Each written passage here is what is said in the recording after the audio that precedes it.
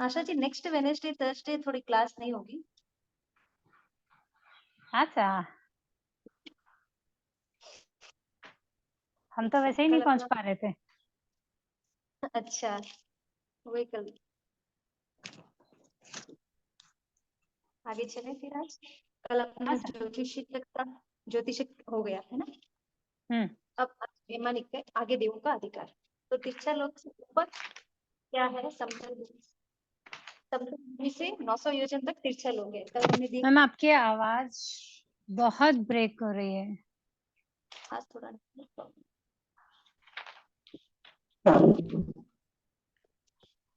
देखते हैं तिरछा लोक के ऊपर क्या है। अभी तक हम लोगों ने नारकी देख लिया, मध्य लोक लिख लिया, ऊर्ध्व लोक देवता के अंदर भवनपति व्यानवत्तर देख लिए, ज्योतिषी देख लिए, मेरु पर्वत कल देख लिए। आगे आज चलेंगे तिरछा लोक के ऊपर क्या है, यानी देवलोक के बारे में। अब क्लियर है आशा जी? हाँ सर। तो तिरछे लोक के ऊपर चलेंगे। तो समतल भूमि से हमने देखा जो लोक का आकार था उसमें 7 रज्जु कुछ अधिक नारकी का है, और ऊपर से 7 रज्जु कुछ कम देवलोक का था। यहाँ तक भी अपना पिक्चर क्लियर है। सो अब समतल वो जो बीच का गैप रहा था वो क्या था? 1800 योजन का तिरछा लोक में था। तो उससे 900 योजन के ऊपर तिरछा लोक है, और उसके ऊपर होकर लोक के अग्रभाग तक, यानी कि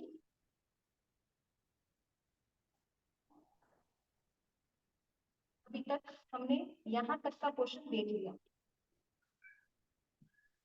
इसको हमने कंप्लीट कर लिया, इसको भी हमने कंप्लीट कर लिया। आज हम इसको देखेंगे। तो इस वाले पोर्शन के अंदर समतल भूमि से ये अपना था कि 1800 योजन, 900 नीचे और 900 ऊपर।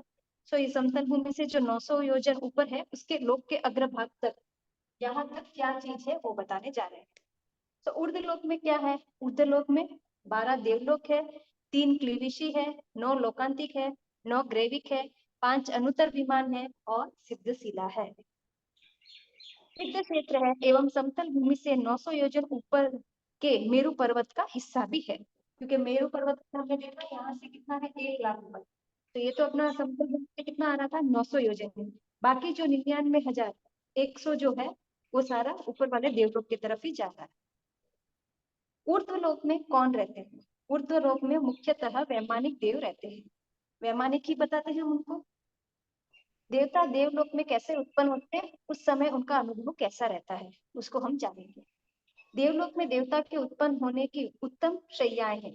उस उत्तम शैया पलंग के समान के ऊपर एक बारीक वस्त्र ढका रहता है। जब कोई जीव उत्पन्न होता है तो उस शैया फूल जाती है। चतुर बहन रोटी बनाती है, वह फूल जाती है, वैसे ही वह बारीक वस्त्र ऊपर उठता है। तब घास में रहे हुए देव उस विमान में घंटानाद आदि रहते हैं। वहां की प्रक्रिया बता रहे हैं कि कैसे होता है।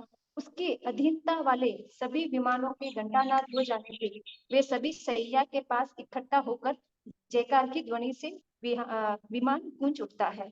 अंतर मुहूर्त में 5 पर्याप्ति होकर 32 वर्ष युवा शरीर वाला देवश्य वस्त्रों से शरीर को आच्छादित कर वह देवता सैया पर बैठ जाता है। यानी कि यहाँ पे 12 देवलोक के अंदर और ऊपर के सारे देवलोक के अंदर एक पलंग के जैसी क्रिया, पलंग के जैसा रहता है, उसके ऊपर एक सफेद वस्त्र रहता है, जिसके कारण जब वहां पे जीव उत्पन्न होता है तो वस्त्र जैसे अपनी रोटी फूलती है वैसे ही वहां पे वो ऐसे कैसे खड़े, मतलब पूरे 32 वर्ष के जितने देव जैसे बन जाते हैं, और आसपास वाले जो भी देवता होते हैं देखने के बाद में घंटानाद करते हैं, और शेष सभी देवता उनका स्वागत करते हैं। चारों वर्ष युग बालक देव ऋषि करते हैं। चारों तरफ चमक दमक रंग देव देवी को देखकर क्षण भर के लिए आश्चर्यचकित हो जाते हैं। मैं कहाँ हूँ चिंतन करता है। तब वे देव देवियां बधाई देते हुए कहते हैं, आप यहाँ से पधारे। आपने पूर्व भव में दान किया, पुण्य किया, तप किया, त्याग किया आदि किया था, उत्तम संयम पालन किया, जिससे आप हमारे देवलोक में पधारे हैं। यहाँ पे जो देवलोक की महिमा होती है उसको बता रहे हैं, किस कारण से जीव देवलोक में उत्पन्न होते हैं।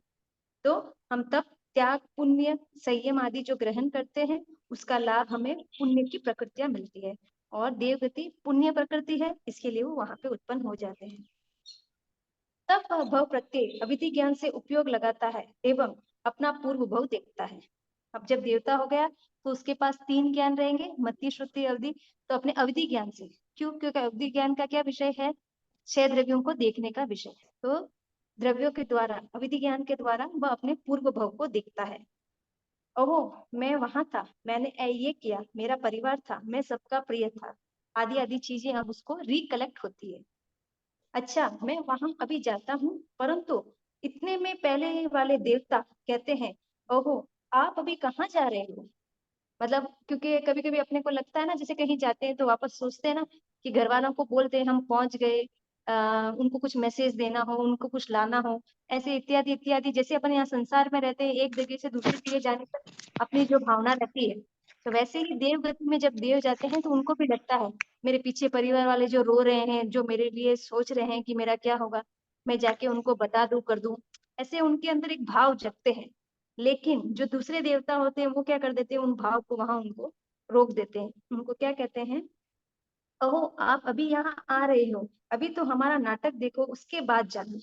यानी कि उनको, जिनको भी उद्बोधन काफी बार अपन सुनते हैं ना कि देवता आके उनको उद्बोधन देते हैं, तो वो कहते भी हैं कि कोई मर जाए, आप मतलब देवगति में चले जाओ तो मुझे आके उद्बोधन देना। तो वैसे भी अगर किसी के भाव रहते हैं तो वहां के लिए बता रहे हैं। दूसरे देवता जो होते हैं उनको कहते हैं, यार अभी मत जाओ, अभी तो हमारा नाटक देखो, क्योंकि वहां तो चारों तरफ यही रहता है, नाटक चाटक ऐश वगैरह वही रहता है। उसके बाद जाए, वे उस देवता को पितृ के कुंड में स्नान कराते हैं, वस्त्र आभूषण पहनाकर अभिषेक कराते हैं, फिर नाटक दिखाते हैं। नाटक पूरा होता है तब तक लंबा समय निकल जाता है। उसके पूर्व भग के परिवार के नाम गोत्र मिट जाते हैं, उनकी कई पीढ़ियां व्यतीत हो जाती है, फिर वह देवलोक के रंग रंगीन में लीन हो जाते हैं। है ना? क्योंकि अपनी तो उम्र कितनी है, 100 वर्ष, 200 वर्ष इतनी है लगभग, पुराने में थी, अब तो वो भी नहीं है। तो कोई भी जी देवगति से वापस एक बार स्नान करने जाता है और वापस से एक नाटक देख के आता है, उतने में तो अपनी पीढ़ियां ही चली जाती है, वही यहाँ पे व्यतीत कर। तो इस तरह से ये ऊर्ध्व लोक की मुख्य में है, क्या क्या मतलब वहां पे उत्पन्न होने के बाद में उनका क्या अनुभव रहता है, वहां पे कैसे होता है, इन सारी चीजें यहाँ पे बताई गई है। इन्हें वैमानिक देव क्यों कहते हैं? विमान में रहने के कारण इन देवों को वैमानिक देव कहते हैं। वैसे ही पूर्व में भी हमने पढ़ा था कि भवनपतियों को भवनवासी क्यों कहते हैं, भवनपति देव को भवनपति क्यों कहते हैं? क्योंकि वो भवनों में भवनों में, रहते, इसीलिए वहां पे भवनपति। वैसे ही यहाँ पे ये विमान में रहते हैं, इसके लिए इनको वैमानिक देव कहते वैमानिक हैं। देव कहते अब विमान में तो सूर्य भी रहते हैं, चंद्र भी रहते हैं, वो लोग भी तो वैमानिक ही है ऐसे देखो तो।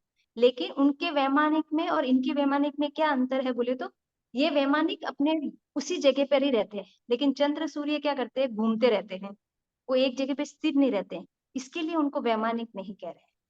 बाकी रहते तो वो भी विमानों के अंदर ही है, उनका विमान ही दिखता है ना हमको, हैं। ऐसे। जी अब यहाँ से विमान के कारण इन देवों को वैमानिक कहते हैं। अब समतल भूमि से विमान कितने ऊंचे हैं, ये इनका ये वाला प्रक्रिया बता रहे हैं कि कितने ऊंचे रहे।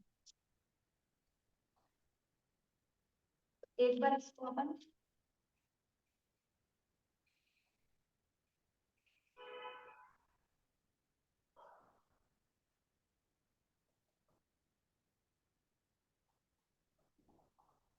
देवता इसी के अंदर रहेंगे, इसको अपन विभाग लगभग एक बार अपन 7 रज्जु इसको लेंगे। सो 1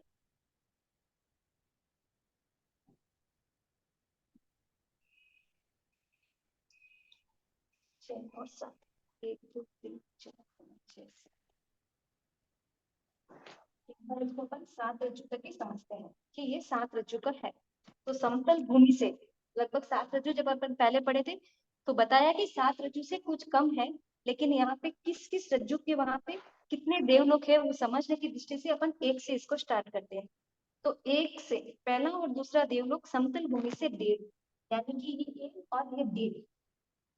इस 1.5 के अंदर जो है यहाँ पे रहेंगे पहला देवलोक पहला और और दूसरा देवलोक। दूसरा देवलोक। अब तीसरे चौथे 2.5, तीसरा और चौथा, ये 2.5 रज्जु से 3.5 रज्जु, 1 2 3.25 3 पांचवा देवलोक। 3.25 और 3.5, सो पांचवा और अच्छा, छठा, फिर छठे सातवें में 3/4 वही इसी है के अंदर 7वां, 3.25।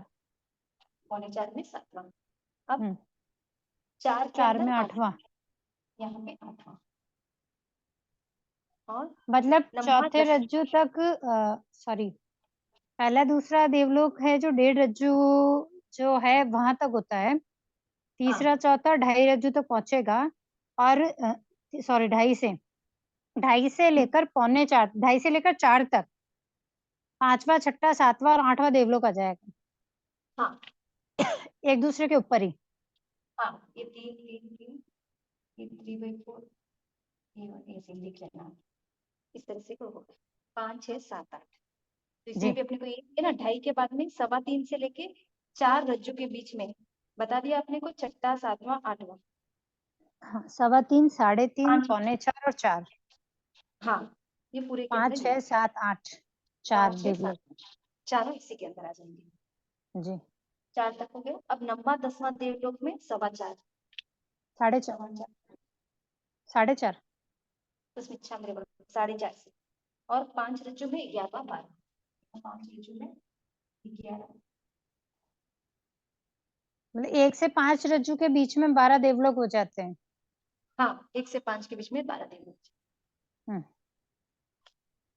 5 रज्जु। फिर 9 ग्रैविक, पहले त्रिक समतल भूमि से 5.25 पहले त्रिक, और त्रिक दूसरे का मतलब क्यों है यह? त्रिक 1 2 3 3 3 लाइन से 9 ग्रैविक है ना, तो ऐसे 3 हम्म, 3 की लाइन, ये पहली त्रिक, ये दूसरी त्रिक, ये तीसरी त्रिक, ये इसको त्रिक बोलते हैं। मतलब 3-3 9 ग्रैविक है ना, तो 3-3 के हिसाब से वहां पर है। हाँ, उसी को त्रिक बोलते हैं, पहली त्रिक, दूसरी त्रिक, तीसरी त्रिक। तो 1 2 3 4 5 6 7 8 9। यानी कि पहली जो त्रिक है उसके अंदर पहला, दूसरा, तीसरा ग्रेविक ग्रेविक आएगा। हाँ, जी, तो यहाँ पे 1 2 3, फिर वापस 1 2 3 और 1 2 3, इसी के बीच में आएंगे 5.25। मतलब एक रज्जु के अंदर 9 ग्रेविक है। हाँ, एक रज 5 से 6। 5.25 से 6 बजे, ये पूरे के अंदर ये पूरे आ जाएंगे 5.25 से 6 तक। फिर 7वें में 5 अनुत्तर विमान इसके अंदर। Sorry sir, 1 minute 1 minute 1 minute. 12वां देवलोक खत्म हुआ 5 रज्जु पर, ठीक है। 9 हाँ, ग्रेविक शुरू हुआ 5.5 पर, तो बीच का जो आधा रज्जु वहां क्या है? बस वो गैप है, गैप ही है ना। यहाँ देखिए 11वां 12वें के बाद में गैप ही है, तीनों त्रिक आ गए, 9 ग्रेविक के 9 प्रतल, बस और कुछ नहीं आएगा। ओके। और फिर 5 अनुत्तर विमान 7वें रज्जु में।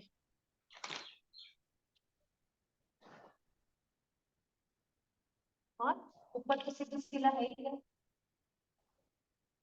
सिद्ध शिला का आकार ऐसे ही है ना, चंद्रमा के जैसे। जो मंदिर वाले हैं उनको अपन देख सकते हैं, वो लोग चंद्रमा का आकार जैसे करते हैं। तो सिद्ध शिला यहाँ पे, सिद्ध शिला यहाँ पे। तो ऊपर के अंदर अपन क्या देखेंगे, 12 देवलोक, 9 ग्रैविक, 5 अनुत्तर विमान और सिद्ध शिला, जो अपने को ऊपर बताए थे। 12 देवलोक, 3 किल्वेश्वरी, 9 लोकांतिक, 9 ग्रैविक, 5 अनुत्तर विमान, सिद्ध शिला, सिद्ध क्षेत्र, ये सभी समतल भूमि से 900 योजन ऊपर में। ये इसके सब है ना, स्ट्रेट है, मतलब पर्सनल के अंदर कंटिन्यू एक के ऊपर एक है। हाँ, जो भी जीव रहेंगे ये पूरी तरह अपनी पूरी पिक्चर ही ऐसी आएगी। ऐसे जब आएंगे ना, तो ये वाले भी, इवन नारकी का भी यही रहेंगे, पहली नारकी, दूसरी नारकी, तीसरी, चौथी, पांचवी, छठी, ये नारकी भी इसी तरह के अंदर ही रहेगा। नहीं, लोग, वो तो त्रसनाल में ही है। अपन जो अभी उर्दू लोग पढ़ रहे हैं ना, हाँ तो तिरछा मध्य लोक के ऊपर चल रहे हैं अपन, हाँ, कि मध्य ऊपर लोक चले। के ऊपर से कि भाई पहला दूसरा देवलोक है। तो अभी जैसे यहाँ पर सिर्फ अपने को देवलोक का बताया है, 9 ग्रैविक बताया है, अनुत्तर विमान और सिद्धशिला बताई है। हाँ तो इसके बीच में आने वाले जैसे प्रतर है और किल्बिशी है, लौकांतिक है, वो सब उसके बीच में ही है मतलब। हाँ, वो इस पांचवे के पास में है। इस पिक्चर में जब अपन देखेंगे ना तो इसमें है, ये जो पांचवा है यहाँ पे 9 लोकांतिक है, इसमें 9 लोकांतिक है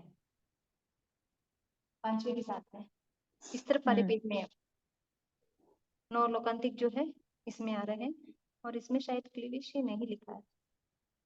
पीछे है, सब पिक्चर में है। हाँ ये रहा, एक पहली क्लीविश, पहले देवलोक के नीचे, नहीं दूसरे देवलोक के नीचे, यहाँ पे पहली क्लीविश और 4 के नीचे दूसरा, और तीसरी आके 6 के वहां, 6 के पास में, तीसरी यहाँ पे 5 के बाजू में लोकांतिक है और 6 के वहां क्लीविश है। हाँ क्लीविश, दूसरे के नीचे, चौथे के नीचे और 5 के पास में तीसरे। तो आगे अपने सारे वर्णन इसमें, ऊर्ध्वलोक का वर्णन। अब ये देवलोक किसके आधार पर रहते हैं? पहले दूसरे देवलोक धनोदति के आधार पे, यहाँ पे जो अपन पढ़े ना नाटकी में धनोदति धनवाद सभी, तो इसमें खाली धनोदत के आधार पर तीसरा चौथा पांचवा, तीसरा चौथा पांचवे इसके धनवाद के आधार पर, इसके रहेगा धनवाद के आधार पर, और छठा सातवां आठवां धनोदति के आधार पर, छठा सातवां आठवां यहाँ पे धनोदति का आधार रहेगा, और धनवाद के आधार पर इसके ऊपर सभी देवताओं का विमान आकाश के आधार पर टिका हुआ है। यहाँ पे ऊपर कोई धनवाद नहीं है, केवल आकाश ही है। पहले दूसरे देवलोक के 13 प्रतर हैं एवं ये सभी स्वतंत्र प्रतर रूप से अवस्थित है। इनके बीच बीच में कुछ कम संख्या योजन की धनोदति आई हुई है। आगे तीसरे चौथे पांचवे देवलोक के नीचे धनवाद है, तो इसके प्रतरों के बीच धनवाद आई हुई है। छठे सातवें आठवें में भी धनोदति धनवाद के आधार पर है, तो इसके प्रतरों के बीच में भी धनोदति व धनवाद है। इसके ऊपर के सारे विमान आकाश के आधार पर है, इसके लिए इसके प्रतर पर भी आकाश ही है। ठीक है, यहाँ पे कि कहाँ पे धनवाद तनवाद और धनवाद आया है, 8 देवलोक तक। और उसके 8 ऊपर तो देवलोक आकाश है। हाँ आकाश है, उसके ऊपर आकाश। इन देवलोकों में कितने कितने विमान है? तो पहले देवलोक में 32 लाख, दूसरे में 28, तीसरे में 12 लाख, चौथे में 8 लाख, पांचवे में 4 लाख, छठे में 50,000, सातवें में 40,000, आठवें देवलोक में 6,000, नब्बे दसवें में 400, 11वें 12वें में 300, 9 ग्रेविक के प्रथम तिक में 111, 9 ग्रेविक के दूसरे त्रिक में 107, 107, 9 ग्रेविक के तीसरे त्रिक में सेंचुरी, तीसरी ग्रेविक में 100। यानी कि तीनों ग्रेविक के अंदर अपन ऐसे समझ सकते हैं, पहली दूसरी तीसरी के अंदर 101, 107 और 100, और 5 चनुतर विमान में 5 मात्र विमान है। ठीक है सर। अब आगे नौ ग्रेविक की रचना कैसी है? 11वें 12वें देवलोक से आधा रज्जु ऊपर 9 ग्रेविक की पहली त्रिक, ये देखे ना अपन, 11वें 12वें के ऊपर त्रिक है, पहली त्रिक है जिसके 3 प्रतर थोड़ी थोड़ी ऊपर रहती है, वहां से पांव रज्जु की ऊंचाई पर दूसरी त्रिक, उसमें 3 प्रतर है, वे भी थोड़ी थोड़ी ऊंचाई पर है, वहां से पांव रज्जु की ऊंचाई पर तीसरी त्रिक है। यानी कि सब पाव पाव रज्जु के, ये जो गैप में अपन इतना ही देखे ना 5.25 से 6 तक, तो पाव पाव की रज्जु के ऊपर, जिसके 3 प्रतर थोड़ी थोड़ी ऊंचाई पर रहे हुए, इस तरह कुल 3/4, तीनों में पाव पाव पाव तो 3 पाव हो गया। 3/4 रज्जु में 3 त्रिक के 9 प्रतर है, प्रत्येक प्रतर के बीच में संख्या योजन का आकाश प्रदेश है। ये भी क्लियर है सर? जो अभी अपन देखे वो वाले ये बता क्वेश्चन में। हाँ सर। एक देवलोक में क्या सभी देवता समान श्रेणी के होते हैं? तो नहीं, है ना, हम भी पढ़ते हैं कि सभी अलग अलग ही होते हैं, तो नहीं। एक देवलोक में पुण्यवाणी के अनुसार देवों की 10 श्रेणियां होती है, 10 टाइप से जो है उसको अभी अपन पढ़ रहे हैं। इंद्र देवलोक के स्वामी जिनकी आज्ञा का पालन करते हैं, मेन हेड जो अपन प्रेसिडेंट बोलते हैं यहाँ पे, तो इंद्र जो सबसे हेड हो।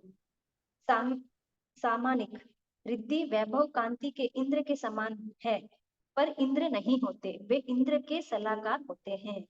एक तरफ से अपन मंत्री जैसे समझ सकते हैं कि मंत्री भी क्या होता है, राजा के जैसे ही होता है। जैसे राजा मतलब मंत्री बोले तो एक बार प्रजा को वो करना पड़ता है, लेकिन फिर भी वो क्या होता है, वो राजा नहीं है।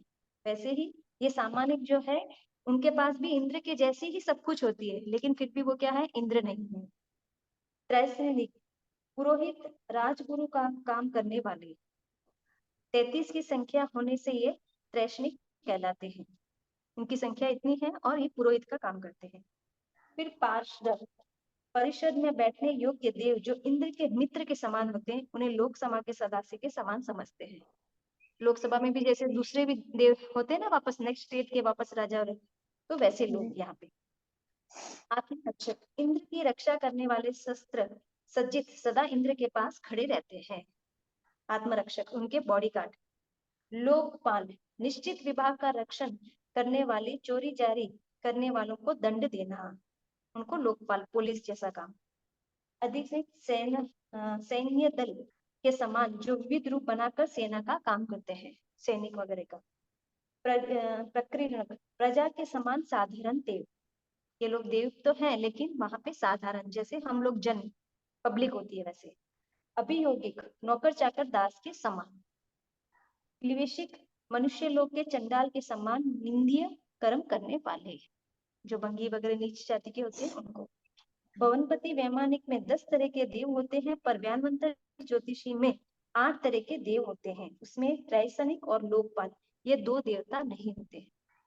यानी कि पूरे देवलोक में भवनपति से लेके पूरे वैमानिक तक ये 10 प्रकार के होते हैं, लेकिन केवल और केवल जहाँ पे तिरछे लोक में ये ज्योतिषी रहते हैं, वहां पे कौन कौन नहीं होंगे, तो त्रैसनिक और लोकपाल, वो दो देवता नहीं हो सकते।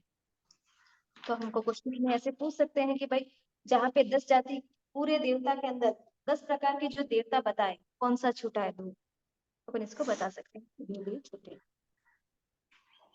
ये क्लियर है ना? हाँ सर। वैमानिक देव में कितने इंद्र है? 1 से 8 देवलोक के एक एक इंद्र, 9वां 10वां के अंदर 11वां 12वां में एक, ये कुल 10 देवता। 9 क्रैविक, 5 चनित्र विमान के इंद्र है। 1 2 3 4 5 6 7 8, यहाँ तक के 8 देवता। 9वां 10वां के अंदर एक देवता, 11वां 12वें के अंदर एक देवता। टोटल ये 10 देवता। लेकिन 5 चनित्र विमान और 9 क्रैविक के अंदर क्या होंगे, इंद्र, हम ही इंद्र हैं। हमारे कोई इंद्र नहीं है, लेकिन हम ही इंद्र हैं। वहां पे कोई और उनसे बढ़ के नहीं होते, सब एक जैसे ही होते हैं। तो वहां पे कोई ऐसा इंद्र का नहीं चलता है। देवलोक में देवों की कितनी प्रकार की सेनाएं होती है? प्रत्येक इंद्र के 7 प्रकार की सेनाएं होती है।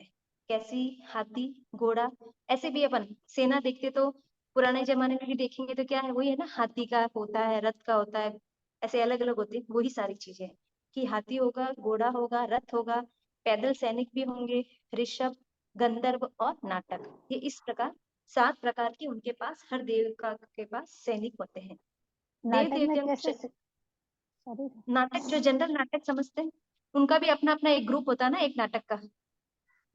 ओके। देवों का भी जब नाटक करते हैं ना, तो वो अपने अपने देवों के साथ उनकी रचना करते हैं वो। तो मतलब सेना में भी ये होता है ऐसा? सेना में मतलब ये उनका है ना, अनेक 7 प्रकार की सेना, अलग अलग टाइप से। हाँ वही कह रही हूँ, जैसे यहाँ अपन अपन को शादी क्या, पूछा गया। हाँ हाँ सेना वो भी सर। एक नाटक, वहां पे भी वो लोग नाटक चाटक करते हैं ना युद्ध में। अब जैसे शादी ओके। है अपने घर पे, लेकिन एक संधि संध्या का प्रोग्राम, एक हल्दी का प्रोग्राम, सब टाइप से होगा ना। शादी इन द सेंस खाली वरमाला नहीं है ना, हाँ। और भी सारी चीजें इंक्लूड होती है, लेकिन अपन बोलते क्या है, शादी है। शादी है। तो वैसे ही वहां पे हाथी घोड़ा, ये तो अपन आधुनिक भाषा में वही समझते हैं। अब जैसे किसी को बोल दिए कि ये सैनिक है, तो अपन उसके क्या समझते हैं, उसके पास खाली बंदूक होगा, उसको खाली गोली चलानी आती होगी। लेकिन उसके अंदर भी वो भाव हो सकते हैं ना, वो एक गायक हो सकता है, वो एक डांसर हो सकता है, चाहे वो क्यों ना सैनिक हो। दूसरे एम्बिशन भी तो उसके हो सकते हैं ना, वो उसमें जी। इंक्लूड होते हैं। वैसे ही यहाँ पे हाथी घोड़ा पैदल, ये तो अपन एक सेना के जैसे, लेकिन उनके साथ में ये नाटक भी होता है उनका, एक एक ग्रुप होता है वो। ठीक है सर। देव देवियों का शरीर कैसा होता है? देव देवियों का वैक्रिय शरीर होता है, हमें ध्यान है, क्योंकि उनको कौन सा शरीर होता है, वैक्रिय। वैक्रिय शरीर, जिसमें रक्त मांस हड्डियां आंतियां आदि नहीं होती है। सारभूत पदार्थों में उनका शरीर उत्पन्न होता है। पूर्वापार्जित प्रशस्त नामकरण के प्रभाव से शुभ लक्षणों से युक्त अंगोपांग होते हैं। देवगति भी एक शुभ प्रकृति है, तो उसके पुण्य उदय से वहां पे सारे उनको अंगोपांग भी क्या मिलते हैं, शुभ मिलते हैं। दान सब चमकते हुए होठ, प्रबल से ज्यादा लालिमा युक्त काली केश राशि होती है। समचौरस संस्थान, उनके शरीर से पसीना नहीं आता है। सदा रत्न में आभूषणों से सुशोजित रहते हैं। धरती पर आवे तो उत्तर वक्र शरीर बनाकर ही आते हैं, पर पांव धरती से 4 अंगुल ऊपर भी रहते हैं, है ना। ये हमने स्टोरी में भी पढ़ी हुई है कि भगवान महावीर स्वामी उनको बताते हैं ना, जम्मू स्वामी के पास चोर वो आता है, प्रभु चोर, कि आपको ध्यान में रहेगी वो स्टोरी शायद, कि प्रभु चोर सुनता है, खाली उसके पैर में कांटे पड़ जाते तो, कि भगवान बोलते हैं देवता 4 अंगुल ऊपर होते हैं, तो उनको रचनाने के लिए, मतलब वो चोरी की है उसको प्रूफ करने के लिए वहां पे एक घटना करते हैं कि भाई तुम देवलोक में हो और तुम आके ऐसे अपना दंड जो गुनाह किया है उसको कबूल कर लो, तो यहाँ पे सारे ऐशो आराम मिलेंगे। तो उनको क्लिक होता है एकदम कि नहीं, हमको भगवान ने बताया था उस दिन, भगवान बोल रहे थे कि 4 अंगुल, लेकिन ये तो सारे नीचे ही है इनके पैर। तो ये कंडीशन जब वो अप्लाई किए तो उन्होंने अपना एक्सेप्ट नहीं किया उसको, तो फिर उसके बाद उनको भगवान के ऊपर श्रद्धा हो गई। ठीक है। तो देवों के संतान होती है या नहीं? नहीं, क्योंकि देवता के संतान नहीं होती, वे तो स्वयं ही कर्म के उदय से देवशैया में उत्पन्न होते हैं। उनका कैसा है, उत्पात है ना, उनका जो चवन होता है, जैसे भगवान आते हैं तो उनको चवन बोलते हैं, और उनके वहां को उसको अपन क्या बोलते हैं, उत्पात। अपन लोग गर्भ से उत्पन्न होते हैं, मनुष्य जो है वो गर्भ से उत्पन्न होते हैं, देवता जो है उत्पात से उत्पन्न होते हैं शैया के ऊपर। तो जब तक आयुष्य पूर्ण नहीं करते तब तक उस शैया में दूसरा देव उत्पन्न नहीं होता है। उनका पालन पोषण कौन करता है? अंतर मुहूर्त में ही वे 32 वर्ष के युवा के समान बन जाते हैं, अतः पालन पोषण की आवश्यकता ही नहीं होती है। इसमें ना आयुष्य सभी लिखा देवों है के बोले तो कि भाई कर्म कहाँ का पे उदय होता आयुष्य? है तब वो देवशैया पे उत्पन्न होते हैं, लेकिन जब तक आयुष्य पूर्ण नहीं करते हैं तब तक उस शैया पे दूसरे देव उत्पन्न नहीं होते हैं।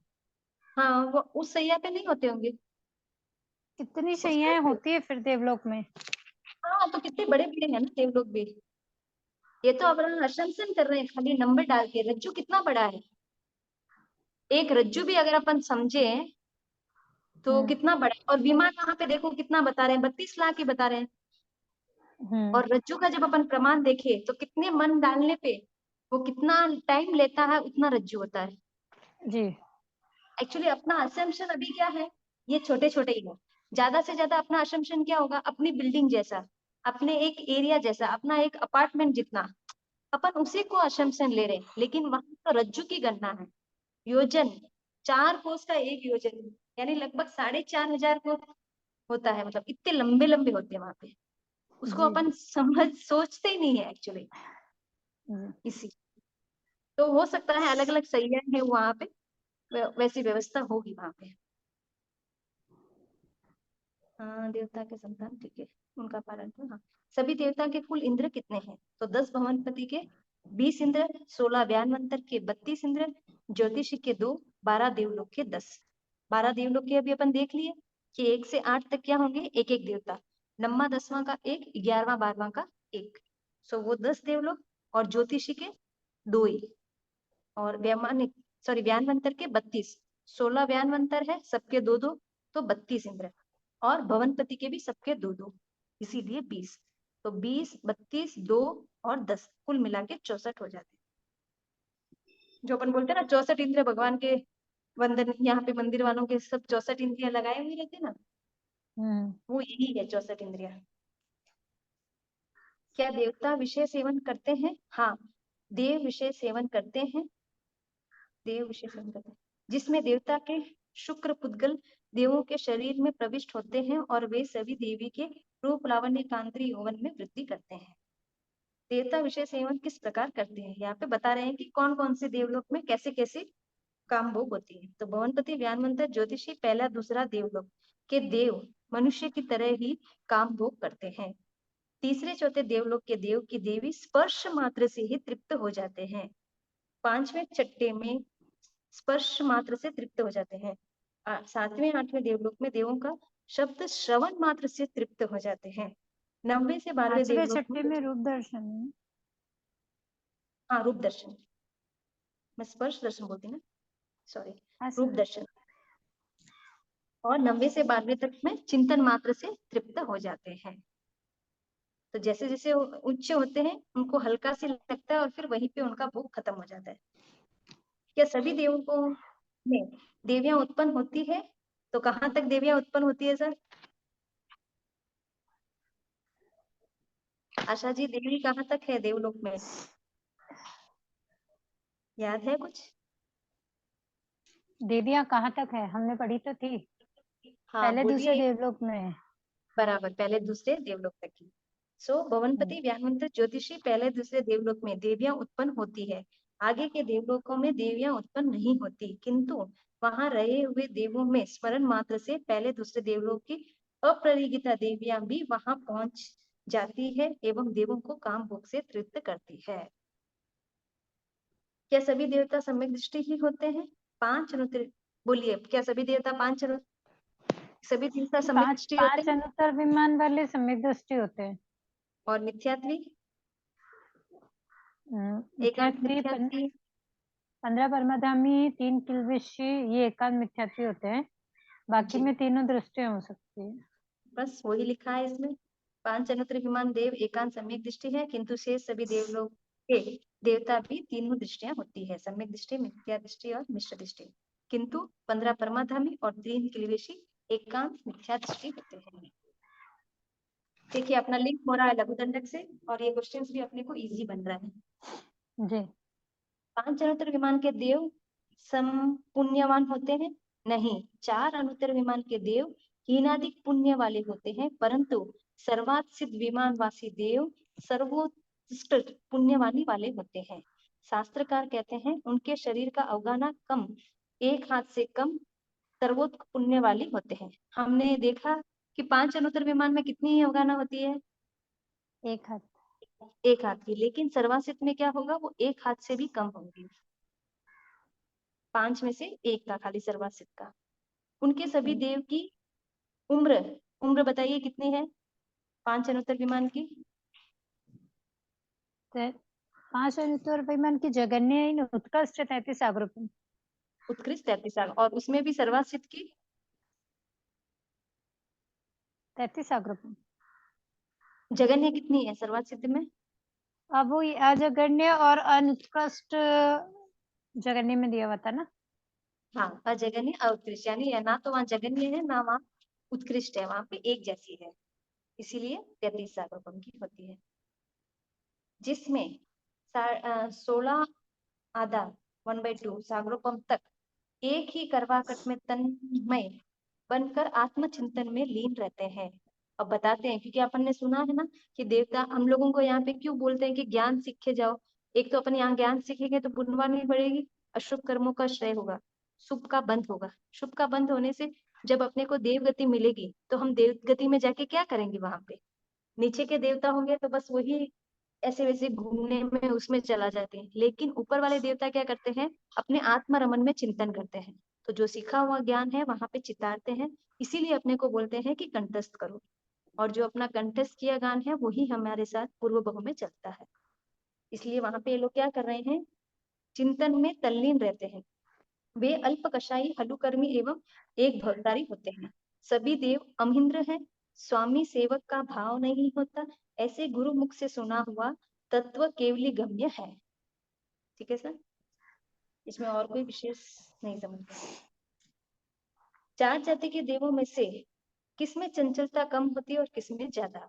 तो सबसे अधिक चंचलता व्यानवंतर देवों में, उसमें उनसे भवनपति देवों में कम, उनसे ज्योतिषी देवों में कम, वैमानिक में सबसे कम होती है। मतलब कौन ज्यादा कोतुल वगैरह होते हैं? तो यहाँ पे व्यानवंतर वगैरह कोतुली होते हैं ना, क्योंकि व्यानवंतर किसको बोलते हैं, भूत पिशाच यश राक्षस, उनको सब बोल रहे हैं ना। तो उनका जी। काम ही क्या है, इसके उधर घूमना, उनको छेड़ना, ये करना, उनका काम ही वही है। तो सबसे ज्यादा कोतुलता किसमें होती है, व्यानवंतर। उसके बाद में भवनपति, उसके बाद में ज्योतिषी और उसके बाद में वैमानिक। क्या इस चंचलता का प्रभाव उनके पुण्य पर पड़ता है? हाँ, जिसने जितनी अधिक चंचलता होती है वह पुण्यवानी शीघ्र खत्म कर देता है, जिसमें कम होती है उसको पुण्यवानी कम क्षय होती है। जितने पुण्य को व्यानवंतर देव 100 वर्षों में खपाते हैं, उतने ही पुण्य नौनिकाय के देव 200 वर्ष में खपाते हैं। उतने ही पुण्य का असुर कुमार देव 300 वर्षों में खमाते हैं। उतने ही पुण्य ग्रह नक्षत्र तारा विमान के 400 वर्षों में, उतने ही पुण्य को चंद्र सूर्य विमान 500 वर्षों में खपाते हैं। उतने ही पुण्य पहले दूसरे देवलोक के 1000 वर्षों में खमाते हैं। उतने ही पुण्य को तीसरे चौथे देवलोक के देव 2000 वर्षों में खपाते हैं।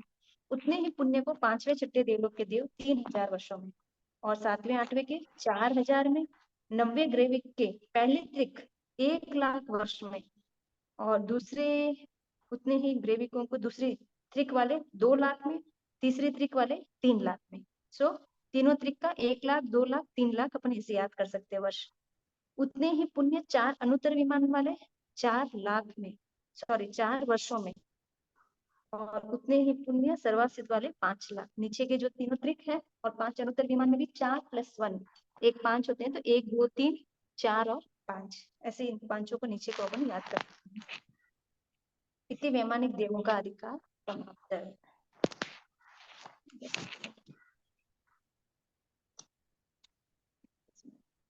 बीच वाला सब कंप्लीट हो गया ना? हाँ, बीच में कोई टॉपिक छूटा हुआ है? सब कंप्लीट हो गया? बीच में है ना ये अंतर दिवान लवन समुद्र वाला, वो बाकी है ना? कलश वाला। हाँ, कलश वाला लवन समुद्र से बाकी है अपना। लवन समुद्र दातकी कन कालोदरी, ओके सर, ओके सर। वहां से नेक्स्ट क्लास में लेंगे। ये देवता का हो रहा था तो फिर इसीलिए वही लेके देवता का। हाँ, नहीं नहीं, वो कोई इशू नहीं है। अब सिद्ध शिला चलते हैं। अनुत्तर विमान के ऊपर क्या है? सिद्ध शिला है अनुत्तर विमान के ऊपर। सिद्ध शिला के अनुत्तर विमान में कितना अंतर है? तो 12 सर्वासित योजन। विमान 12 योजन। सिद्ध शिला कितनी लंबी चौड़ी है? 45 लाख योजन लंबी चौड़ी है। क्यों 45 लाख की है? क्यों?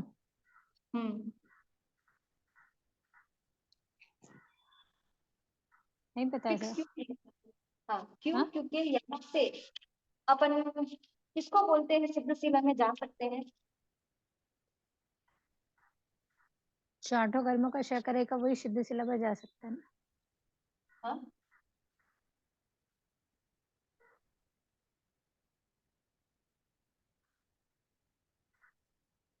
सिद्ध शिला में जो भी जाता है, यहाँ पे जो भी जाता है वो कौन जाता है? इस मनुष्य लोक से जाएगा, तिरछा लोक से। जी। इस तिरछा लोक में भी असंख्यात द्वीप समुद्र है, तो क्या इस पूरे असंख्यात द्वीप समुद्र से जा सकता है जीव? नहीं। नहीं। कहाँ तक जाता है? जम्बूद्वीप। जम्बू द्वीप, और एक जम्बू द्वीप, और अढ़ाई द्वीप से जा सकता है। बस अढ़ाई द्वीप से ही जा सकता है। जी। अढ़ाई द्वीप कितनी योजन की है? 45 लाख योजन की है। 45 लाख योजन की। तो जहां से जा रहा है उतनी ही भू क्षेत्र होगा। तो इस 45 लाख तक की जो जीव जा रहे हैं ना, तो सिद्ध शिला भी उतनी ही होगी। इसीलिए सिद्ध शिला को भी 45 लाख ही बताते हैं। क्योंकि इसमें इसका क्या लॉजिक रहा? इसका लॉजिक ऐसे है कि जैसे जो जम्बू द्वीप में है, ठीक है, जम्बू द्वीप 1 लाख का है, तो खाली क्या होगा? अपन अगर स्पेस बताते कि यहाँ पे 1 लाख तक की है, तो क्या होता है इसका मीनिंग? कि जम्बू द्वीप से ही केवल जा रहा है। लेकिन हम क्या कह रहे हैं, अढ़ाई द्वीप का कोई भी ऐसा क्षेत्र नहीं है जहां से सिद्ध भगवान सिद्ध नहीं हुए, है ना। सभी अढ़ाई द्वीप से कभी भी कहीं से भी सिद्ध हो सकते हैं। और सिद्ध गति कैसे होती है? सीधी गति होती है। वो कोई ऐसे टेढ़े ऐसे ऐसे तो नहीं जाते ना, तब क्या जी। होंगे? ऊपर। क्यों? क्योंकि कर्म हल्के होते ही जीव क्या करता है? ऊपर उड़ जाता है। तो जो अढ़ाई द्वीप में, जैसे मनुष्य तक पर्वत से, अगर मनुष्य तक पर्वत के वहां जा जो जीव है, वो जीव कैसे जाएगा? उसी के ऊपर से जाएगा। जो लास्ट अपना अढ़ाई द्वीप मनुष्य पर्वत बताते हैं, तो वहीं से वो जीव जाएगा। तो वहां से वो जीव भी कहाँ तक जाएगा? जहां उसका है। जगह है उसी के ऊपर तक हो जाएगा। तो इसीलिए ये जगह जो है 45 लाख है, उसको ज्यादा नहीं बता रहे, एक रज्जू का नहीं बता रहे उसको। अपना तिरछा लोग तो अपन क्या बोलते हैं, यहाँ से एक रज्जू बता रहे हैं ना इसका गैप, जी लेकिन सिद्धशिला का 1000 एक रज्जू नहीं बता रहे, 45 लाख ही बता रहे हैं। तो उसका कारण वही है कि जो अढ़ाई द्वीप से मनुष्य कहाँ से कैसे जाते हैं, तो सीधे ही जाते हैं, और जब सीधे जाते हैं तो यहाँ पे जितना एरिया होगा उतना ही वहां पे कवर अप करेंगे। कोई भी 45 लाख से बाहर जाएगा क्या, ऐसी जीव तो कोई भी नहीं जाएगा। 45 लाख यहाँ पे जितना है उतना ही सिद्धशिला हो गई, इसीलिए ऐसे बताते हैं। क्लियर है कॉन्सेप्ट? हाँ सर। सिद्धशिला का आकार कैसा है? सिद्धशिला का आकार उल्टे चंद्र के जैसा है। सिद्धशिला की परिधि कितनी? तो परिधि 1,42,30,000 टू 249 योजन से कुछ कम है। परिधि का मतलब? डायमीटर होगा। ओके। सिद्धशिला मध्य में 8 योजन मोटी है, धीरे धीरे मोटाई कम होती जाती है और अंत में यह मक्खी के पंख की तरह पतली हो जाती है ना। चंद्रमा का आकार है, छद्र के जैसे आकार, उल्टे छद्र का आकार। तो उल्टे छद्र में क्या होता है, बीच में तो उसकी चौड़ाई ज्यादा होती है और धीरे कम करते करते क्या हो जाती है, कम हो जाती है। तो यहाँ से जो इसका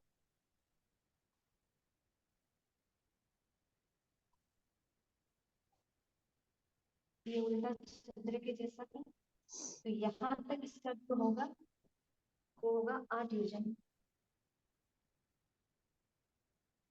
ये होगी 8 योजन, और यहाँ पे एकदम पतली, धीरे धीरे क्रमशः घटती घटती यहाँ से पतली, कितनी पतली कि मक्खी के पंख के जितनी, मक्खी के पंख से भी अधिक पतली हो जाती है। सिद्धशिला का वर्ण कैसा है? सिद्धशिला का वर्ण श्वेत है। गाय के दूध, चांदी के पत्थर, समुद्र के जाग, चुनमुख के फूल, पंख से, शंख से भी अनंत गुनी अधिक निर्मल एवं स्वच्छ है। सिद्धशिला के ऊपरी लोकांत कितनी दूर है? तो 1 योजन का। सिद्धशिला किस चीज की बनी हुई है? पृथ्वी काय की बनी हुई है। और सिद्धशिला के ऊपर कौन रहते हैं? सिद्ध भगवान सिद्ध रहते हैं। भगवान। सिद्ध भगवान के आत्म प्रदेश की अवगाहना कितने क्षेत्र में बैठी हुई है, सोई हुई है या खड़ी हुई है? इन तीनों अवस्था में कौन सी अवस्थितियां है? तो सिद्ध भगवान के आत्म प्रदेश की अवगाहना सिद्ध क्षेत्र में खड़ी हुई है, अवस्था की, खड़ी हुई अवस्था की ही होती है। वो भी अलग अलग माने हैं, यहाँ पे अपने को खड़ी हुई बताते हैं, और कहीं पे वो क्या, अच्छा आसन में बैठे हो, अलग अलग मतों में अलग अलग मानते हैं। अपने यहाँ पे खड़ी हुई आकार की बताते हैं, ऐसे ही यहाँ से ऐसे। और उनके खड़ी होने या बैठने का क्या है, वहां पे तो खाली क्या है, आत्मा ही है, शरीर तो है ही नहीं। जी। सिद्ध भगवान सिद्धशिला का स्पर्श करके स्थित है? नहीं। सिद्धशिला के ऊपर जो 1 योजन से उस 1 योजन के ऊपर वाले एक कोस के छठे भाग में लोकांत का स्पर्श करते हुए सिद्ध भगवान स्थित रहते हैं। तो एकदम टॉप पे नहीं है, वहां से भी कितना होता है, 1 योजन है, उस 1 योजन के ऊपर वाले एक कोस के छठे भाग में, एक कोस के छठे भाग में डिवाइडेड बाई 6 भाग का जो कैलकुलेशन होगा उतने में सिद्ध भगवान रहते हैं। यहाँ पे ये बता रहे हैं जैसे जो हमने देखा था कि 9 ग्रेविक है, फिर 5 चबूतर विमान है और ऊपर सिद्धशिला है, बस वही ये वाला बता रहे हैं। इसमें ये सारे डायग्राम वगैरह हैं कि कैसे कैसे वहां पे होते हैं। तो अपना ये आज का सिद्धशिला भी कंप्लीट हो चुका है। अब अपना बचा है खाली लवण समुद्र, घाटी खंड, वो वाले चैप्टर बचे हैं।